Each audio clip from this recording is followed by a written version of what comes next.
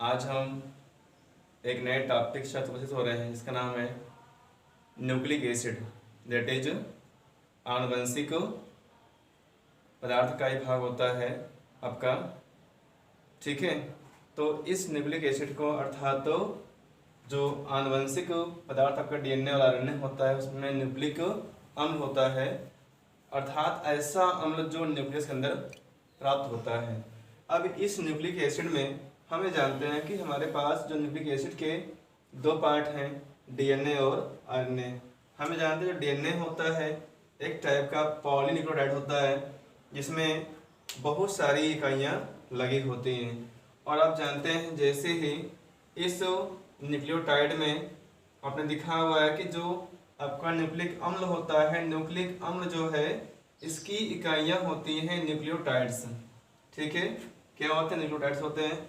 Nucleotides जो होते हैं, जब कई न्यूक्लियोटाइड्स यानी कि one nucleotide plus one nucleotide आपस में जुड़ते जाते हैं तो इनसे बन जाता है पॉली न्यूक्लियोटाइड। क्या बन जाता है? Poly nucleotide. अब आती है बात की हमारे न्यूक्लियोटाइड बनाने के लिए कौन कौन से ऐसे कंपोनेंट हैं जो कि पार्टिसिपेट करते हैं। तो सबसे पहले न्यूक्लिक के लिए जो है पे आते हैं कुछ घटक हैं। इन घटक के नाम आप जान ले पहले। यहाँ पर घटक में हो जाएंगे, शर्करा है पहले चीज तो शर्करा होती है, इसे कहते हैं पेंटोज शर्करा है।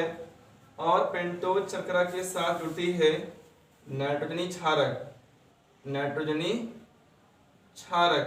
और इस क्षारक से ही आप जितने क्षारक होते हैं इसमें भी दो भाग होते हैं, प्यूरिन क्षारक और पिरिमिडीन क्षारक होते हैं। तथा शर्करा के साथ साथ जुड़ती है फास्फेट समूह, जुड़ता है फास्फेट समूह। और फास्फेट को जुड़ने के साथ साथ जैसे ही जुड़ता है तो वहां पर बनता है प्राइम मेंबर। ठीक है ना, जो प्राइम समूह होता है, जैसे अगर जुड़ती है 5 से जो शर्करा होती है पेंटो शर्करा के कार्बन नंबर 5 जुड़ती है फास्फेट समूह का, तो वहां पे कहते हैं 5 प्राइम। और अगर उसका जो भी जो फास्फेट समूह होता है अगर जुड़ता है कार्बन शर्करा के जो है कार्बन नंबर 3 से, उसे बोलते हैं 3 प्राइम। अब आती है बात फास्फेट समूह के लिए। तो फास्फेट समूह जो होता है इसे हम कहते हैं आर्थ्रोफॉस्फोरिक एसिड होता है। लेकिन जब इसका कन्वर्जन होता है, टूटता है, तो इसके डिसोसिएशन होने से बनते हैं 3 हाइड्रोजन आयन जो कि 3H+ में आता है। ठीक है, और उसके साथ साथ बचता है हमारा है PO4 का 3 नेगेटिव आयन। ठीक है ना, अर्थात तो PO4 पर चार्ज होता है 3 नेगेटिव आयन का और हाइड्रोजन होता है 1 प्लस आयन का। अब आइए देखते हैं कि जो हमारा न्यूक्लियोटाइड है इसके निर्माण के लिए और कौन कौन से कंपोनेंट या टर्म यूज में आते हैं। तो इन टर्म को यूज करने के लिए सबसे पहले हम देखते हैं न्यूक्लियोसाइड आता है हमारा है। क्या होता है? न्यूक्लियोसाइड। न्यूक्लियोसाइड में यहाँ पर जैसे आपका आ रहा है साइड, तो साइड से थोड़ा सा आप जान लेंगे कि यहाँ पर केवल 2 ही कंपोनेंट पार्टिसिपेट करेंगे, जिसमें से पहला है साइड से ले लेंगे पहले आप यस का आ जाएगा शर्करा, जिसके लिए आप कहते हैं शुगर। दैट इज यस से क्या मिल गया आपको? शुगर। ठीक है ना। अब यहाँ पे जा रहा है कि नाइट्रोजनी क्षारक, नाइट्रोजनी क्षारक, तो इसके लिए नाइट्रोजनी बेस कहते हैं इसको हम। और इसमें 2 बेस में आपके आते हैं प्यूरिन बेस और पिरिमिडीन बेस, जिसे हम थोड़ा सा अभी आपको आगे बताएंगे। प्यूरिन बेस और नेक्स्ट है आपका पिरिमिडीन बेस।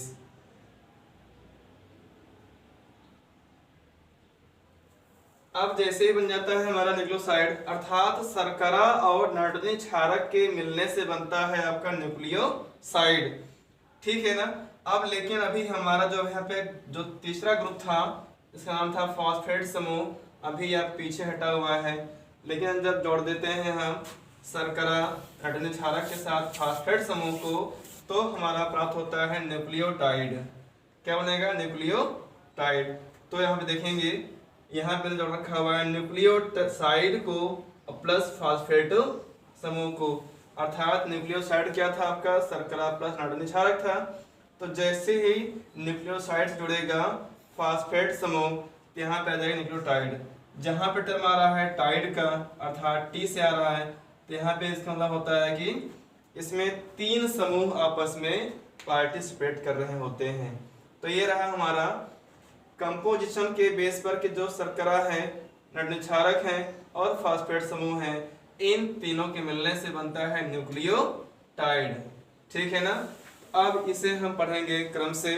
जैसे हमारा सबसे पहला आता है शुगर के केस में, पढ़ लेते हैं पहले। शर्करा है, तो शर्करा होगी दैट इज, इसे कहते हैं हम पेंटोज शुगर होती है। पेंटोज का मतलब होता है पंचकर्बनीय शर्करा, पेंटोज शुगर। ठीक है, तो यहां पर जो बनता है शर्करा का मॉलिक्यूल,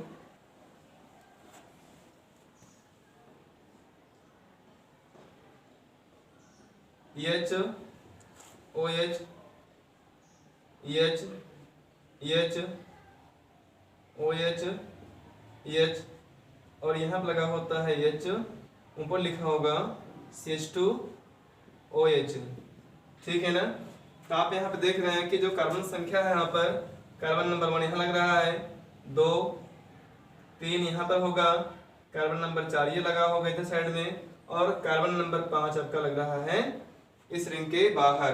तो अर्थात इस पेंटोज शर्करा में थोड़ा सा हम जानते हैं कि अगर यहाँ पर लगा होगा H और OH, तो यस इस कंडीशन में इसे कहेंगे राइबोज शुगर है।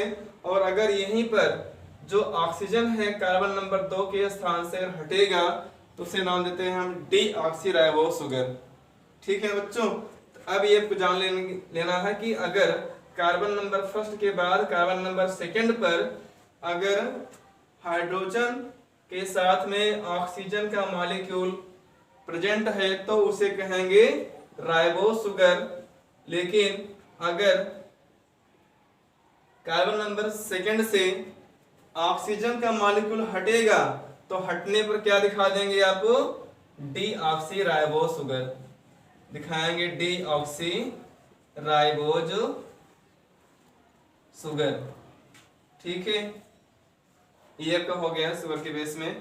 तब जो शर्करा होती है, इसे कहा गया था पंचकार्बनीय शर्करा, अर्थात पेंटोज शुगर। हाँ बच्चों, आगे देखते हैं। हमारा है जो दूसरा कंपोनेंट, जिसका नाम है नाइट्रोजन क्षारक, अर्थात नाइट्रोजनस बेस। जो इनकी संख्या है 5 होती है, और इन्हें हम केवल 2 कैटेगरी में अर्थात श्रेणी में बांट सकते हैं। जो पहली वाली श्रेणी होती है, इसका नाम होता है प्यूरीन क्षारक। क्या होता है हमारा? प्यूरीन क्षारक। और प्यूरीन क्षारक में हम देखते हैं कार्बन दैट इज C और नाइट्रोजन अर्थात N जो संख्या तब का आता है। इसके 2 वलय बनते हैं। यहाँ पर कितने बनते हैं वलय? यहाँ पर 2 वलय होते हैं। तो ये 2 वलय से बनी संरचना होती है।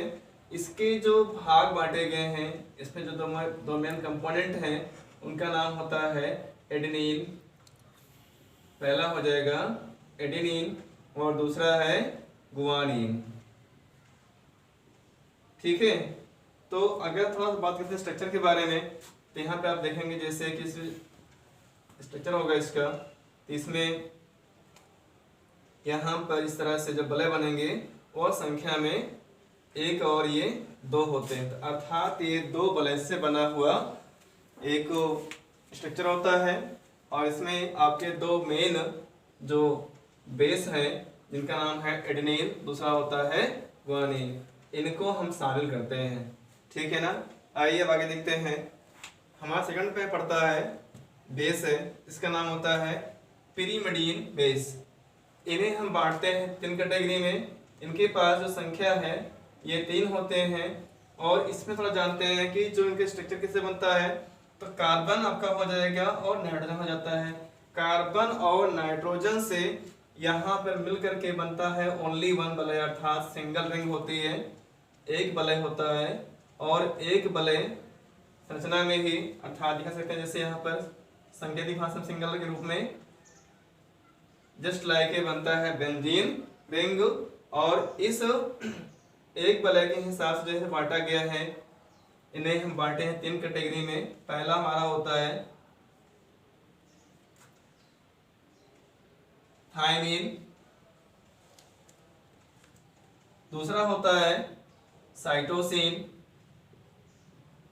और तीसरा होता है हमारा यूरेसिल। यूरेसिल होता है। थोड़ा समझा लेते हैं कि जो यहाँ पर आपका होता है ये 5 कंपोनेंट जो कि बांटे गए हैं एडेनिन बेस में। एडेनिन और ग्वानिन भी मिलते हैं केवल डीएनए में और आरएनए में भी होते हैं, ठीक है ना। लेकिन थायमीन और साइटोसिन केवल डीएनए में होता है, आरएनए में क्या मिलता है आपका यूरेसिल, ठीक है ना।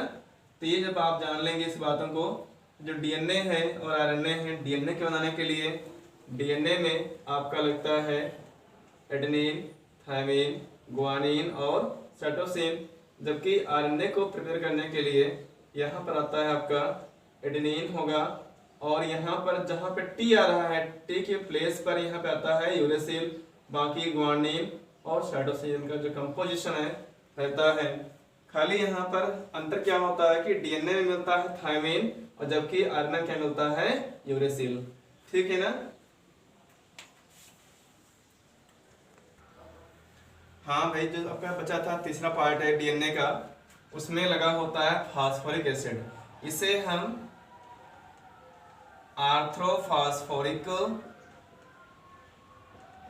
एसिड भी कहते हैं। इसका सूत्र होता है H3PO4, और इस H3PO4 से हम जानते हैं इसका जब होता है डिसोसिएशन, H3PO4 का डिसोसिएशन जब होता है और डीएनए के प्रिपेयरिंग के टाइम पर, तो यहाँ पर ये टूट जाता है और बनता है H+ आयन, और फिर बचता है आपका PO4 ट्रिपल नेगेटिव आयन, ठीक है।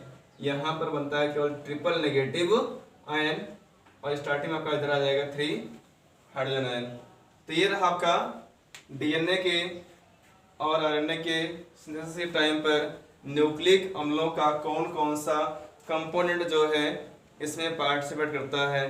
अब इसके बाद थोड़ा सा आप आगे पढ़ेंगे, जिसके लिए हमने आपको बताना चाहते हैं कि इसमें सिर्फ आप इन सभी का केमिकल स्ट्रक्चर पढ़ेंगे,